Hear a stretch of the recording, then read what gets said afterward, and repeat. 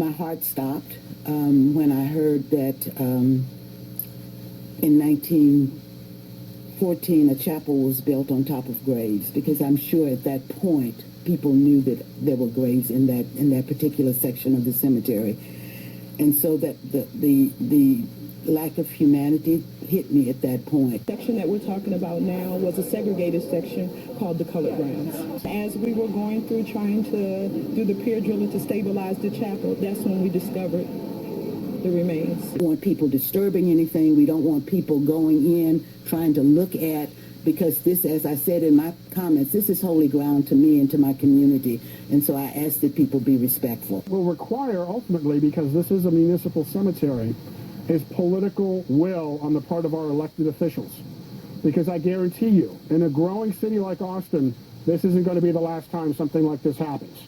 McGee says whether or not Austin knew there were bodies at the site in 1914 is the wrong question. Whether they knew or not, it didn't matter. They were going to build, because black lives didn't matter. I'd like to walk you through parts of the draft archaeological and monitoring report dealing with the exhumations over at the Oakwood Cemetery Chapel that happened here in Austin, Texas. This is page 1 of the report. Let's look at page 15. Here on page 15, you'll see a bird's eye view. You'll see in orange here are burial stains that they discovered. What they did was they did an overlay of where they wanted to put parts of the project, the sidewalks and everything else, and then overlaid that onto the existing footprint of the building. So if you look here, you'll see the key features are burial stains, which are indicative of grave shafts. Exhumed burials, which are all these inside of the building, that after public comment and a lot of discussion, these were removed inside of the building. Blue is the unexhumed burials. These are things they found out outside of the chapel building that they had no knowledge of, but were left in place. B42 was left in place because it's underneath the wall here. That's one of the few that they could not do. And then red is the previously known burials. So B46 and this one here were known to the team of people that were working on this, as well as the archaeological team. And so I'm going to zoom in here and let's take a look at this row right in here. This is the one that I'm taking exception to. If you notice these, the size of these here are pretty much full-length burials. Some of these were children. Some of them were stains, but they weren't, I think 2 of them, there was no human remains left in it, which is most likely a small child whose bones had not calcified.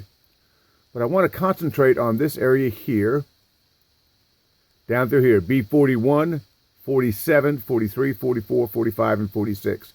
If you'll notice, these here are relatively short in comparison with these here. It's because the city and the crew did not exhume, or did not remove soil to determine the full length of it. What they did was, when they finished, this is the new bathroom area here. Now, the old sewer line came out the back and across the burial grounds, and it had collapsed. So they needed a new way in or out for the sewage from the toilet and a little bit of wastewater from the sink. And so they intended on coming out this building right here. Now, they didn't anticipate these. They knew this one was here and they knew this one was here. And when they got to it, they did a trench, and that's when they discovered a lot of this stuff up in here. Question is, how did they proceed? Let's look at that page. This is page 109 of the report, as you're looking at it in the PDF, but it's actually page 99 on the printed page. Here is the corner of the chapel here. Here's the trench that they dug, and you'll notice there's a little bump right here. This is because they ran into a gravesite. The backhoe actually made contact with the skull, more than likely damaged the skull, and that's why they had to put this dirt back over here. What you'll see in here, and we'll go over the wordage here in a minute, is they discovered these, and then they put some string in here. you can see the string around this way and a flag for each grave. This is the one that the backhoe made contact with the remains. I'm going to blow this up to 400%, and hopefully you'll be able to see right here's the string that they used to outline the burial shaft. And some of these, they actually found human remains and coffin nails. And so a lot of this was the paupers grounds, the strangers grounds, the Mexican grounds. And so instead of going, wait a minute, we've got a problem here, the city decided, let's go ahead and run the sewer line right over the top of all of these burials. And that's explained right here. So here's the photograph we just zoomed out of. Unexhumed burial descriptions. The archaeological monitoring for the trenching associated with the installation of a new planned wastewater line. Wastewater is a nice word for a sewage line. At the exterior southeast corner of the Oakwood Cemetery Chapel was conducted on January 23rd through the 26th of 2018. This work required a monitoring and a mechanical scraping of the ground surface prior to construction in order to clear a path for the wastewater line. During the monitoring, a total of 6 burials, burials 41, 43, and 47, were identified in a row from north to south, either by soil staining, the presence of coffin nails in a pattern indicative of a coffin, or in 2 instances, the presence of human skeletal remains. Burial shaft stains were identified and delineated with flags were placed at the westernmost extent of the burials, which would be the head of the grave, to ensure further avoidance. See photo 62. Now again, the flags are at the westernmost part of the grave right here. Burials 3, 5, 41 through 47 were recorded and left in place unexhumed, as these burials were not anticipated to be impacted again by pier drillings, shoring, or future work. Now, they didn't say that they abandoned putting the sewer line in through here. In fact, they actually did run the sewer line through here. What they did do was say they're not going to be further affected by any mechanical work through here. But they ran that sewer line right over the top of these graves and out. And again, here's burial 3, here's burial 5, burial 41. They actually found parts of a bones up in here.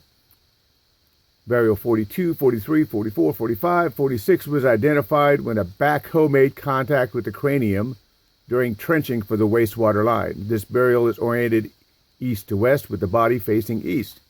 The burial was not anticipated to be impacted again either by pier drillings, shoring, or future work. So again, the city put this sewer line right over the top of these grave sites. Instead of changing gears and replumbing it out another side of the building, they decided to put this right across here.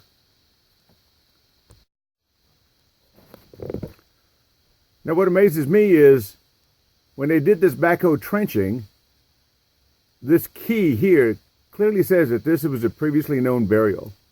This had a stone coping all the way around it when they first started doing scrapings just beneath the grass originally. They knew this thing was here, but in such a short time, they forgot about it. It's because the crew came in and took out the stone coping all the way around this burial and threw it away. They didn't want this to be here.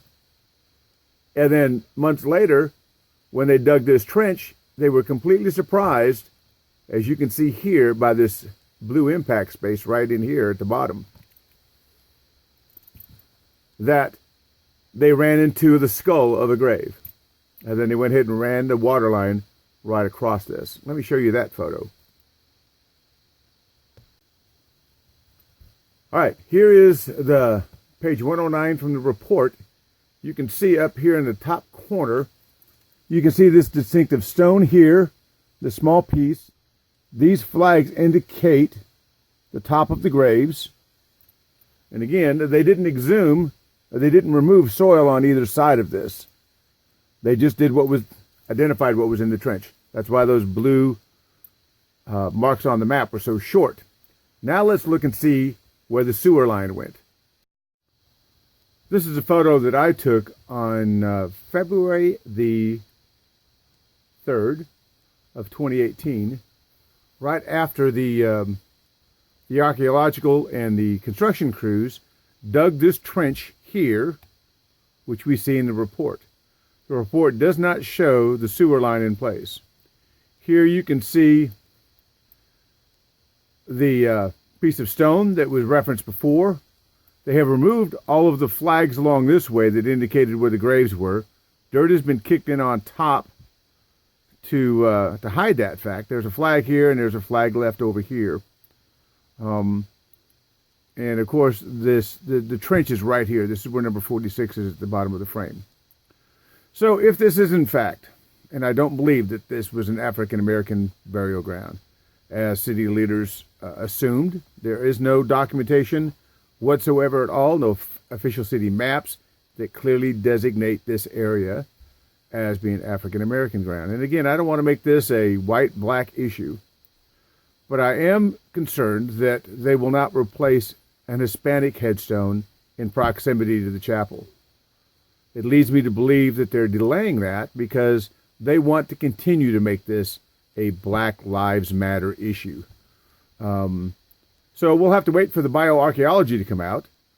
But if this truly was sacred holy ground, and the city council member and the cemetery manager, just like you saw in the previous videos, were all upset about this, then the question is, why did the city continue to bring the sewage line across the top of these graves, knowing full well there were graves there?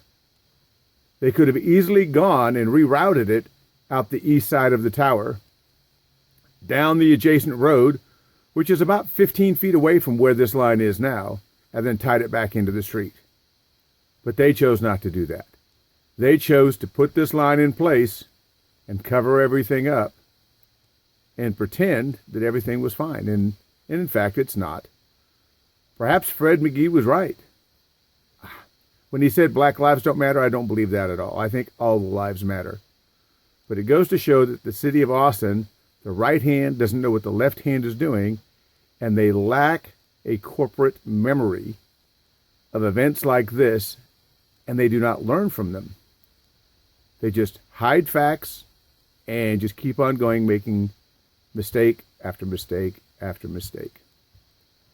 The right thing would be to do is to excavate on the east side of the tower, come through the wall, and disconnect this line. And then make sure that no more sewage is flowing across the top of these graves inside of this pipe. That's the right thing to do. We'll see if they make that happen.